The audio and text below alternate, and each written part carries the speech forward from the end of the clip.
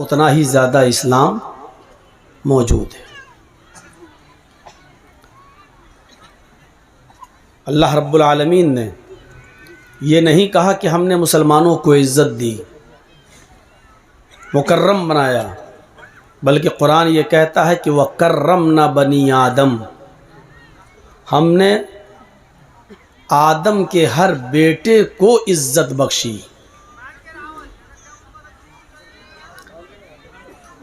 वकर्रमना बनी आदम, अल्लाह ने ये नहीं कहा कि हमने मुसलमान को इज़्ज़तदार बनाया, ईमान लाने वाले को इज़्ज़त दी, ये नहीं कहा, बल्कि क्या कहा, वकर्रमना बनी आदम, हमने आदम के हर बेटे को, आदम की हर औलाद को, चाहे वो हिंदू हो, मुसलमान हो, सिख हो, ईसाई हो, जैनी हो, बुद्धिस्ट हो, क्रिश्चियन हो, कोई भी हो, किसी भी धर्म का मानने वाला हो, हमने उसको मुकर्रम बनाया है, हमने उसको बाइज़्ज़त बनाया है। और किसी की इज़्ज़त को उछालना और किसी की इज़्ज़त से खिलवाड़ करना, ये किसी के लिए रवा और जायज़ नहीं है। एक दूसरी जगह अल्लाह तबारक व तआला ने फरमाया, या अय्युहन्नास इन्ना खलक़नाकुम मिन ज़करिन व उन्सा वजअलनाकुम, आए सारी दुनिया के इंसानों। देखिए यहाँ अल्लाह ताला ने मुसलमानों नहीं कहा, या अय्युहन्नास इन्ना खलक़नाकुम मिन ज़करिन व उन्सा वजअलनाकुम शुऊबन व क़बाइल लिताअरफ़ू इन्न अक्रमकुम इंदल्लाहि अत्क़ाकुम। है संपूर्ण जगत की मानव जाति, है सारी दुनिया के इंसानों, हमने तुमको एक मर्द से और एक औरत से पैदा किया है। हमने तुम्हारा बाप और तुम्हारी माँ एक रखी है, तुम एक ही बाप के और एक ही माँ के बेटे हो। तुम्हारे बाप आदम, तुम्हारी माँ हव्वा, या वेदों की रोशनी में तुम्हारा बाप आशू और तुम्हारी माँ शतरूपा है। तुम एक ही बाप आदम के, आशू के, तुम एक ही माँ हव्वा या शतरूपा के बेटे हो, यानी तुम सब आपस में भाई भाई हो। देख रहे हैं इंसानियत, ये इस्लाम ही एक ऐसा मज़हब है जिसके दुनिया में कोई और मज़हब दिखा दो हमें, स्टेजों पर हर नेता भाषण देगा, हिंदू मुस्लिम सिख ईसाई सब भाई भाई, लेकिन क्या उनकी किताबों में भी सबको भाई भाई लिखा है? ये देखने की चीज़ है। क्या उनकी किताबें भी ये कह रही हैं? हिंदू धर्म की किताब में ज़रूर एक बात कही गई है, लेकिन हमारे हिंदू भाई इसको मानने के लिए तैयार नहीं।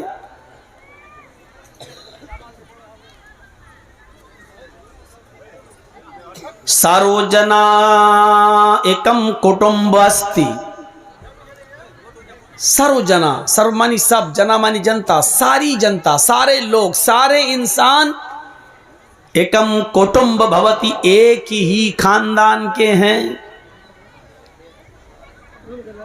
सब एक ही परिवार के लोग हैं। ये वेदों ने कहा है। 4 साल 4.5 साल तक हम सब एक ही परिवार के लोग रहते हैं, लेकिन जब 3 महीने 4 महीने जब इलेक्शन का आ जाता है, इलेक्शन में 4 महीने 3 महीने जब बाकी रह जाते हैं, तो फिर हमें हमारे ख़ानदान और हमें हमारे घर से अलग कर दिया जाता है।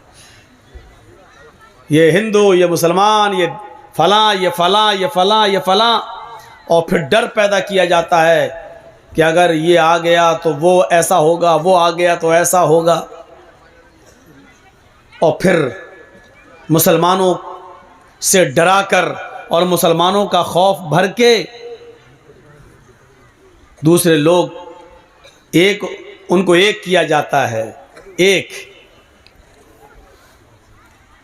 और वोट लेने की कोशिश की जाती है। जो समझदार होता है वो इनके बहकावे में नहीं आता है, और जो अंधभक्त होता है वो बेचारा इनकी बहकी बहकी बातों में बहक जाता है। ये इस्लाम है,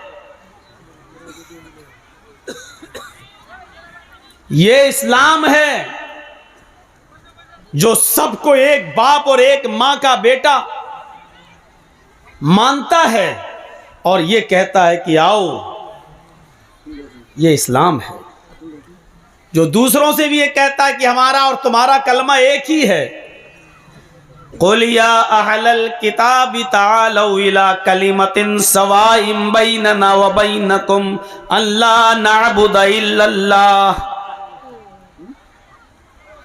आए अहले किताब, आए वो लोगों जिनको आसमानी किताब दी गई, तौरात, जबूर, इंजील, यानी आए यहूदियों, आए ईसाइयों, आए आसमानी किताब वालों, आओ एक ऐसे मूल मंत्र की तरफ, आओ एक ऐसे कलमे की तरफ जो हमारे और तुम्हारे दरमियान समान है, हमारे और तुम्हारे दरमियान बराबर है।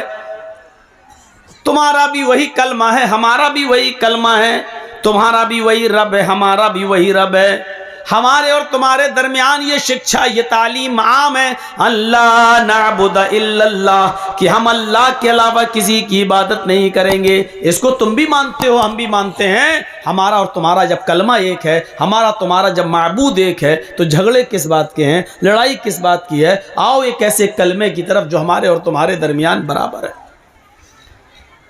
इंसानियत का इससे बड़ा सबूत और कौन सा मजहब देगा।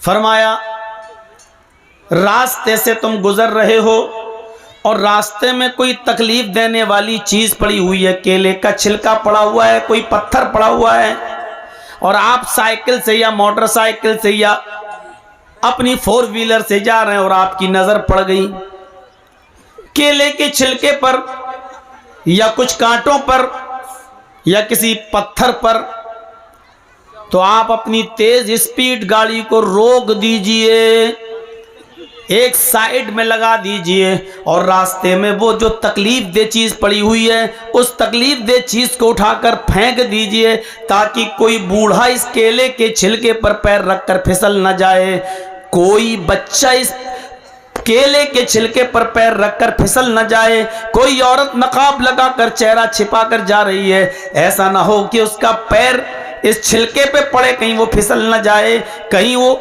उसके कूल्हे में और उसकी कमर में चोट न लग जाए, वो गिर न जाए। इसलिए इमाततुल अज़ान तरीक, रास्ते से तकलीफ देने वाली चीज को उठाकर फेंक देना, ये ईमान का एक हिस्सा है। अल ईमानु बिज़उ व सबऊन शुअबतन फअफ़ज़लुहा क़ौलु ला इलाहा इल्लल्लाह व अदनाहा इमाततुल अज़ान तरीक। ये है बुखारी शरीफ की हदीस के अल्फाज कि अल्लाह के नबी ने फरमाया, ईमान की 70 से ज्यादा ब्रांचेज है, ईमान की 70 से ज्यादा शाखाएं हैं। फअफ़ज़लुहा क़ौलु ला इलाहा इल्लल्लाह, सर्वश्रेष्ठ ईमान की ब्रांच, सबसे अफजल ईमान की शाख क्या है? ला इलाहा इल्लल्लाह, इस बात का इकरार करना कि अल्लाह के अलावा कोई माबूद नहीं। वह अदनाहा, और सबसे हल्के दर्जे का ईमान क्या है? ईमान का सबसे हल्का दर्जा क्या है? इमाततुल अज़ान तरीक, रास्ते से तकलीफ दे चीज को उठाकर फेंक देना, बाहर कर देना। ये नहीं देखना कि इस पे हिंदू गुजरेगा मरे, हमको क्या है, इस पे ईसाई जाएगा वो गिरेगा, हमको क्या। पूरी बस्ती में हिंदू रहते हैं, ईसाई रहते हैं, यहूदी रहते हैं, सिख रहते हैं और जैनी रहते हैं, ये बस्ती मुसलमानों की थोड़ी है।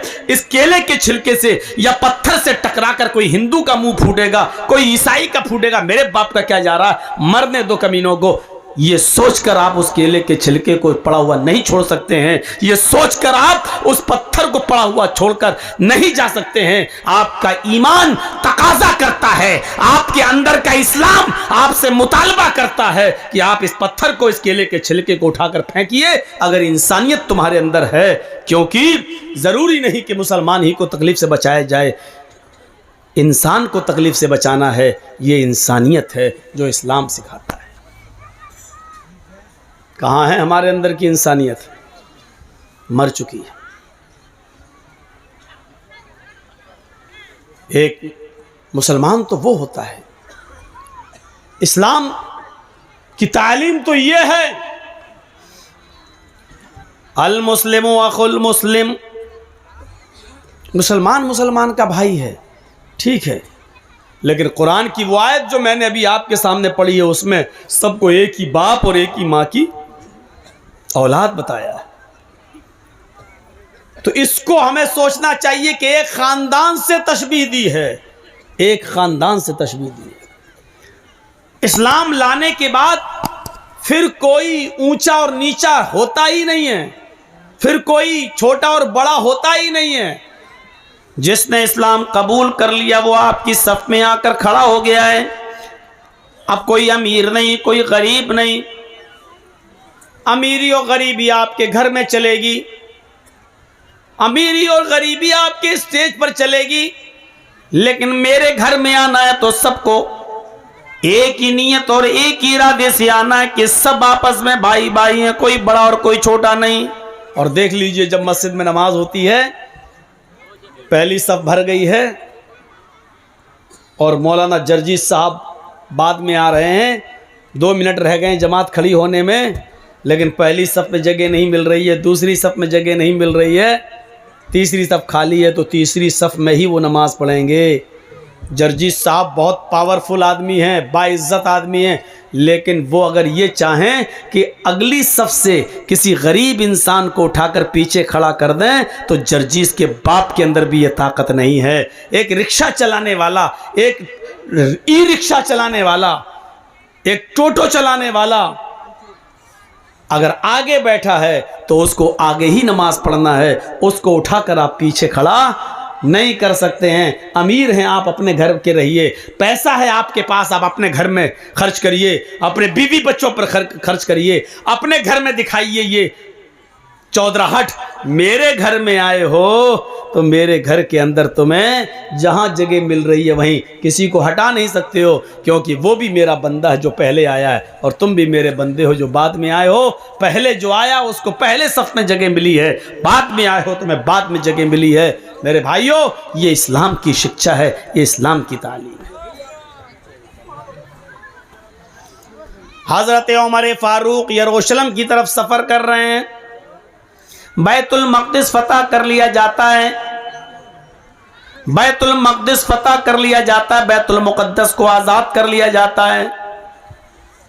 लोगों ने उनको बुलाया, अमीरुल मोमिनीन आइए, एक बार आप बैतुल मुक़द्दस में आ जाइए और देख लीजिए और बैतुल मक़दिस का निज़ाम बना जाइए, 2 रकात नमाज पढ़ा दीजिए। हज़रत उमर को बड़ी खुशी हुई कि आज बैतुल मक़दिस को आज़ाद कर लिया गया है। हज़रत उमर फारूक बैतुल मुक़द्दस की तरफ जा रहे हैं अपने चंद साथियों के साथ। रास्ते में यरूशलेम पड़ता है। जब यरूशलेम से गुजर रहे थे तो वहाँ ईसाइयों की एक बस्ती थी, उस ईसाइयों की एक बस्ती से गुजर रहे थे, वहीं आज़ान का वक्त हो जाता है। उसी बस्ती के अंदर ईसाइयों का एक गिरजा था जिसमें ईसाई इबादत करते थे। हजरत उमर फारूक के एक साथी ने आज़ान दी। हजरत उमर फारूक रज़ियल्लाहु ताला अन्हु के एक साथी ने जब आज़ान दी तो हजरत उमर फारूक ने सारे सहाबा से कहा तुम वज़ू बना लो। वज़ू बनाने के बाद नमाज पढ़ने का टाइम आया तो वो ईसाई अपनी बस्ती से निकलते हैं, हजरत उमर फारूक के पास आते हैं और कहते हैं अमीरुल मोमिनीन आप नमाज कहाँ पढ़ेंगे, आपकी नमाज का वक्त आ गया है। इंसानियत देखिए। हजरत उमर फारूक ने कहा इसी जंगल में, इसी बस्ती में हम नमाज पढ़ लेंगे, चादरें बिछाएंगे और यहीं नमाज पढ़ लेंगे। उन ईसाइयों ने कहा नहीं नहीं, हमारा गिरजा खाली है, आप हमारे गिरजा में चले जाइए और नमाज पढ़ लीजिए। अमीरुल मोमिनीन आपके अकीदे के मुताबिक जहाँ मूर्ति होती है वहाँ नमाज नहीं होती है, लिहाजा मेरे गिरजा में मूर्ति नहीं है, हमने ईसा अलैहिस्सलाम का मुजस्समा, उनका स्टैच्यू, उनकी मूर्ति हमने हटा दी है। आप चाहिए मैंने गिरजा को पानी से धो दिया है, मैंने उसको पाक साफ कर दिया है, आप उस गिरजा में जाकर नमाज पढ़ लीजिए। आपको कौन यहां हमेशा रहना है? एक टाइम की नमाज पढ़ना और आगे निकल जाना, बैतुल मक़दिस की तरफ चले जाना है, जाइए नमाज पढ़ लीजिए। हज़रत उमर फारूक ने लोगों से कहा, बेचारा अगर ये कुर्बानी दे रहा है तो इस जगह से बेहतर है कि हम किसी बंद जगह पर नमाज पढ़ लेते हैं, चलिए। हज़रत उमर अपने साथियों को लेकर गिरजा में घुस गए। चारों तरफ देखा, कोई ऐसी चीज़ नहीं थी कि जिस चीज़ की मौजूदगी में नमाज न हो, कोई चीज़ नहीं थी। हाँ ठीक है, सब चीज़ें ओके हैं, नमाज हमारी हो जाएगी, तुम्हारी इजाज़त भी है। जैसे सरकार अगर किसी ज़मीन पर नमाज पढ़ने की इजाज़त दे रही है तो वहाँ हमारी नमाज हो जाएगी, क्योंकि सरकार की परमिशन है। अगर किसी आदमी की जगह है और उसकी परमिशन नहीं है तो आप वहाँ नमाज नहीं पढ़ सकते। जब ईसाइयों ने परमिशन दे दी, आप हमारे गिरजा में नमाज पढ़ लीजिए, तो नमाज हो जाएगी। हज़रत उमर फारूक उस गिरजा में घुसते हैं, सफ़ें लगा लेते हैं, चटाइयाँ बिछ जाती हैं, सफ़ें लग जाती हैं। जब नमाज पढ़ाने का वक्त आता है, इक़ामत कही जाती है, अल्लाहु अकबर अल्लाहु अकबर, अशहदु अल्ला इलाहा इल्लल्लाह, अशहदु अन्न मुहम्मदर रसूलुल्लाह, हय्या अलस सलाह हय्या अलल फलाह, क़द क़ामतिस सलातु क़द क़ामतिस सलाह, अल्लाहु अकबर ला इलाहा इल्लल्लाह। जब इस तरीके के इक़ामत जब कह दी जाती है, हज़रत उमर फ़ारूक क़िबले की तरफ चेहरा करके अल्लाहु अकबर कहने वाले हैं, नमाज के लिए अल्लाहु अकबर कहने वाले हैं। अचानक उनके जहन में कोई बात आती है और वहाँ से निकलते हैं, लोगों चलो हम यहाँ नमाज नहीं पढ़ेंगे, इक़ामत हो गई, तकबीर कह दी गई, लेकिन हज़रत उमर ने क्या कहा, यहाँ से निकलो, यहाँ नमाज नहीं पढ़ेंगे। लोगों ने कहा जब पढ़ना ही नहीं थी तो आए क्यों? कहा बाद में बताऊंगा, चलो बाहर निकले।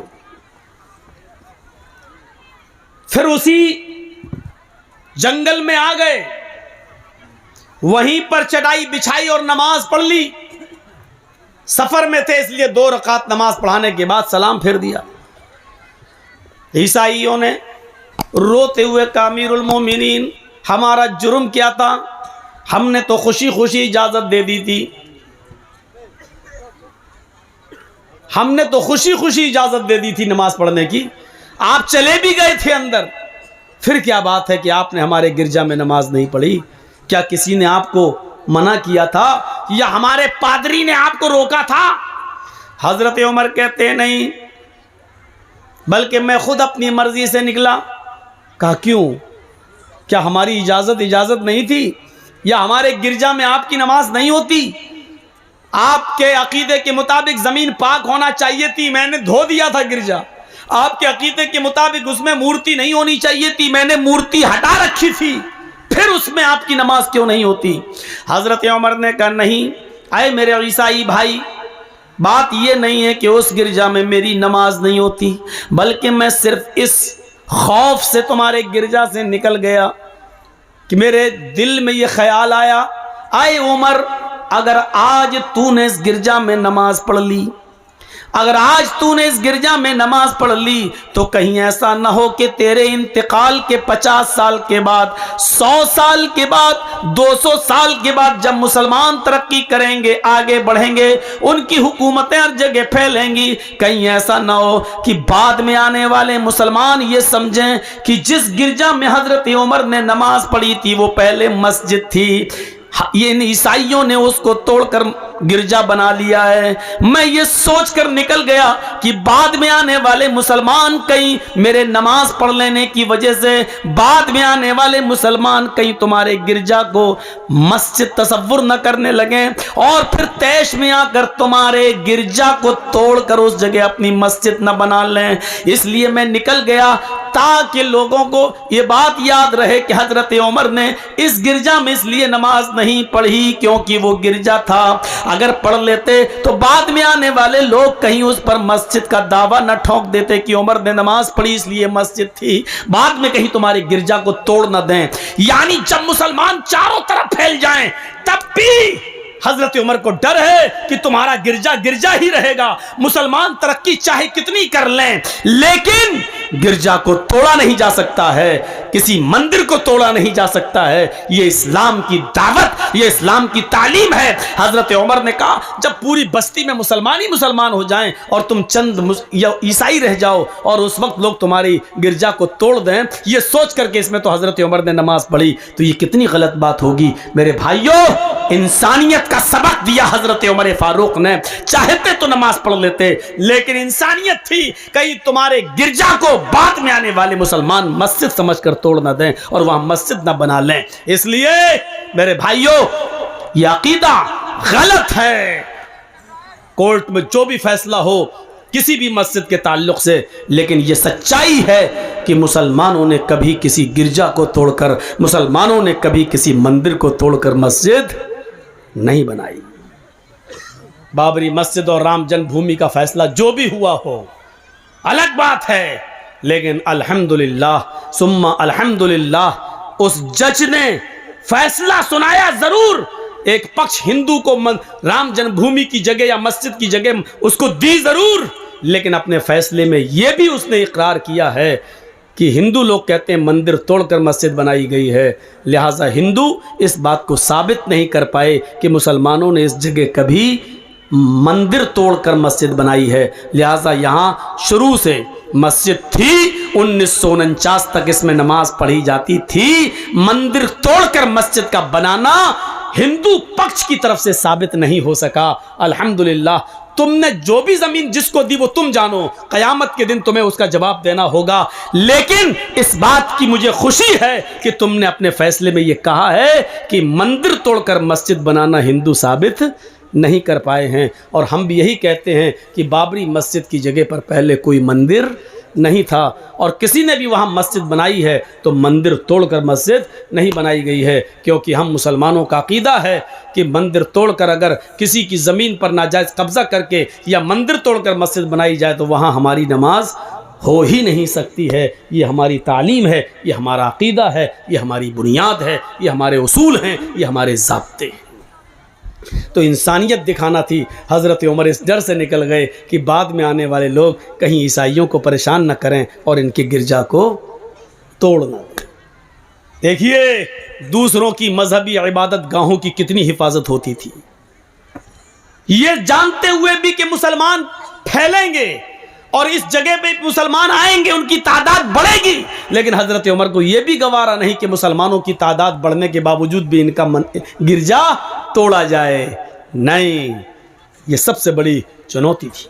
जंग खैबर जानते हैं जो हुई थी, तो जंग खैबर के अंदर सहाबा ने एक बहुत ऐसा काम कर दिया था जिससे यहूदी खुश नहीं थे।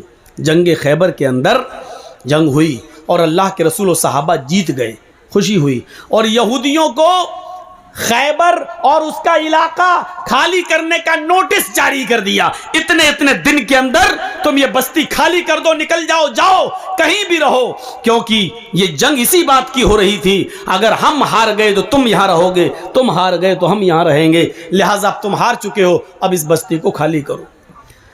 यहूदी खुशी खुशी उस बस्ती को खाली करने लगे। कुछ यहूदी अल्लाह के नबी जनाब मोहम्मद रसूलुल्लाह के पास आए। आपने कहा यहूदियों, हमारे पास तुम्हारे आने का मकसद क्या है? हाय हाय हाय, अल्लाह के रसूल के अंदर इंसानियत देखो कैसी भरी थी।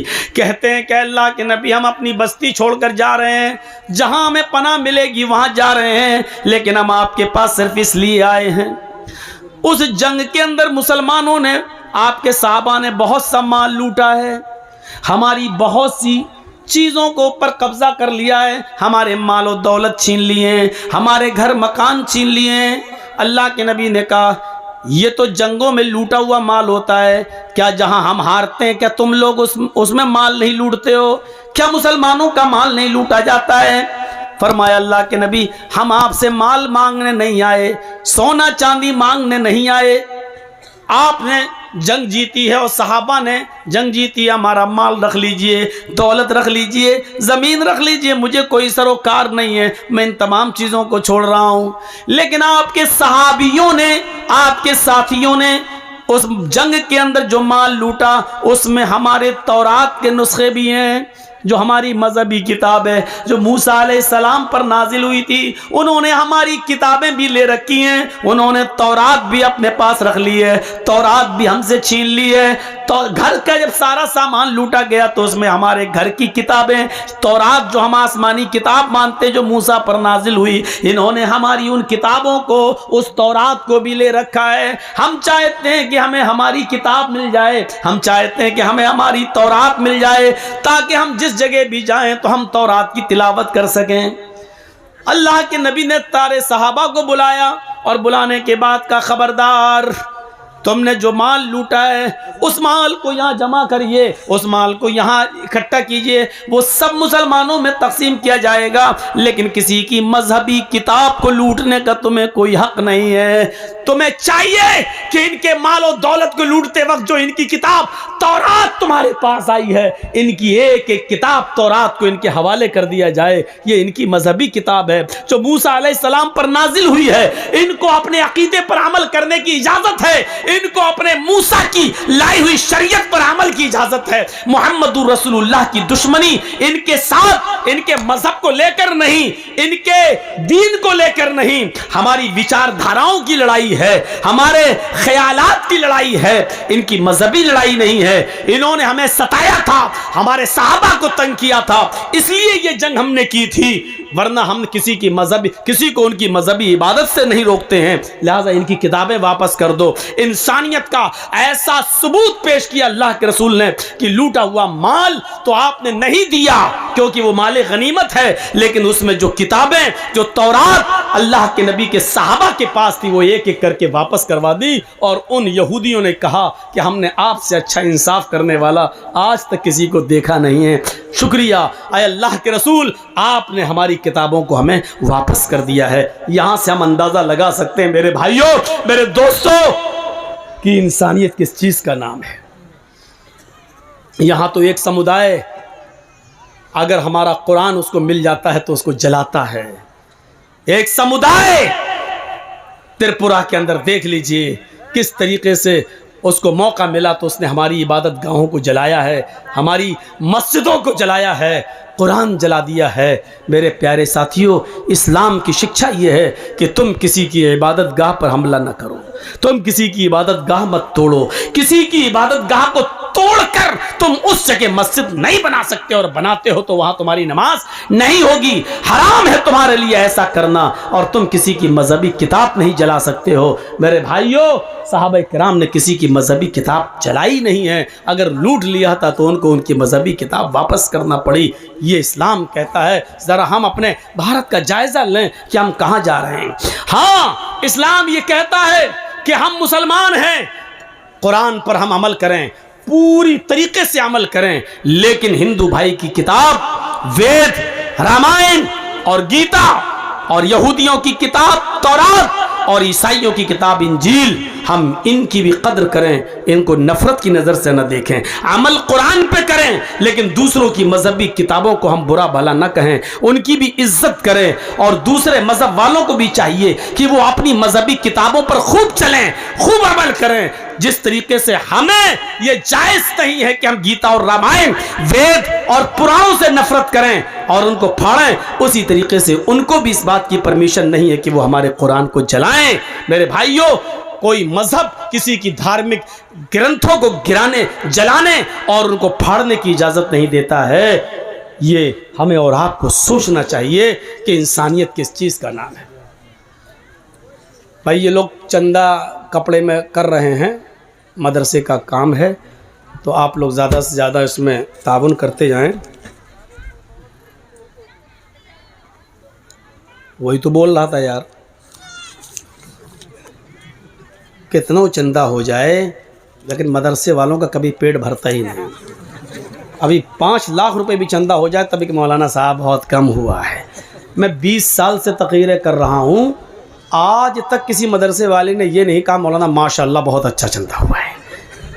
इतनी बड़ी नाशुक्री हमने कहीं नहीं देखी। हम इस जलसे की बात नहीं कर रहे हैं, मैं 20 साल की बात कर रहा हूँ। 20 साल में आज तक किसी ने आज तक ये नहीं कहा है। एक मरतबा किसी ने खुशी खुशी कह दिया होता मौलाना साहब माशाल्लाह आज बहुत अच्छा हुआ है। 20 साल में आज तक कोई ऐसा नहीं मिला कि जिसने ये कहा हो कि माशाल्लाह बहुत अच्छा चंदा हुआ है, माशाल्लाह। ये भैया इदारा है, लॉकडाउन के बाद अभी नए नए खुले हैं, फिर भरोसा नहीं कि कब फिर लग जाए, इसलिए आप थोड़ा सा ताउन कर दें, मज़ीद ताउन इतना कर दीजिए कि आज हमारे मस्जिद ये मौलाना साहब ये कह दें कि जर्जी साहब आपके फ़ैन इतने हैं कि उन्होंने आज आपकी बात मान ली, माशाल्लाह 2 साल खर्चा चल जाएगा। आज इतना कर दीजिए आप। हमें मालूम है कि नहीं कहेंगे, फिर भी कहेंगे कमी हुआ है, लेकिन आप कर दीजिए, आज इतना कर दीजिए। मुझे फिर डर लग रहा है कि फिर ये लॉकडाउन ना लग जाए, लेकिन अभी शायद ना लगेगा, क्योंकि चुनाव होने वाले हैं यूपी में।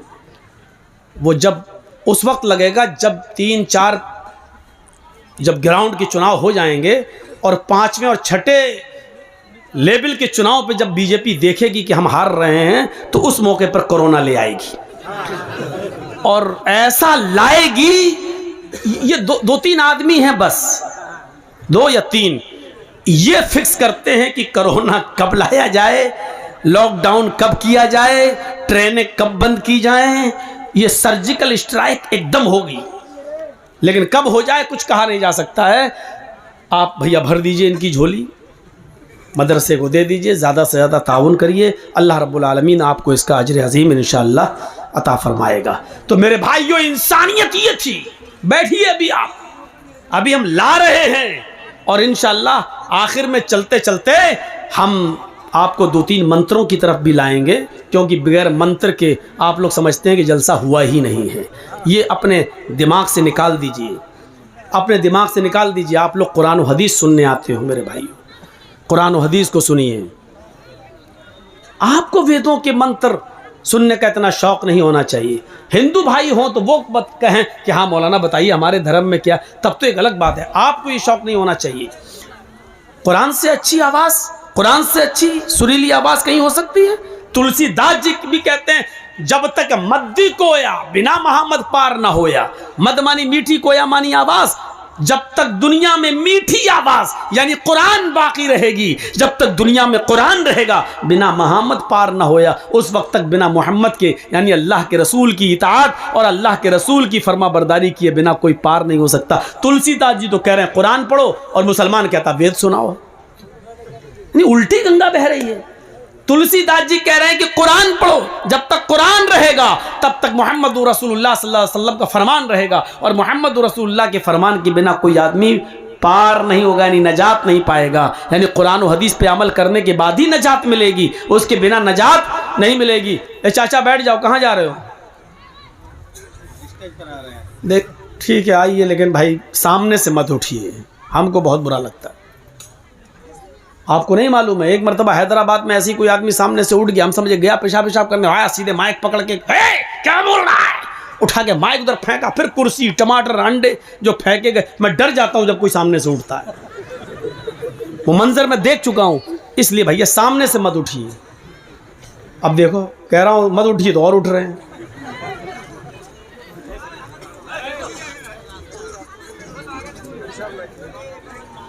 बैठिए बैठिए, आप लोग बैठिए। भैया ये वाला रास्ता दे दीजिए, ये थोड़ा सा जिसको जा रहा हो चुपचाप। अरे फिल्म कहीं चल रही हो तो 3 घंटे पेशाब रुक जाएगा, जलसे में 2 घंटे नहीं रोक पाते हैं यार, अजीब आदमी।